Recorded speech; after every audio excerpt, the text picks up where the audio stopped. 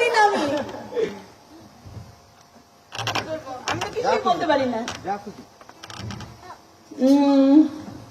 আজকে দাদা আমার প্রত্যেকটা জন্মদিনে দাদা সবসময় থেকেছেন আমার পাশে সর্বদাই, কিন্তু আজ তিনি একটা বিশাল কর্মযজ্ঞে ঠাকুরের কাজে তিনি বাইরে আছেন এবং তিনি আমার কাছে তিনি সবসময় আমার পাশেই আছেন, আমার মনেই আছেন সর্বক্ষণ।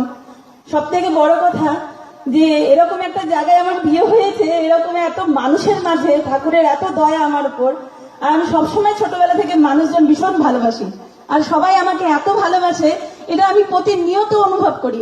আর আজকে আরো ভালোভাবে অনুভব করলাম যে সবাই আমার পাশে আছে, আমার খুব ভালো লেগেছে।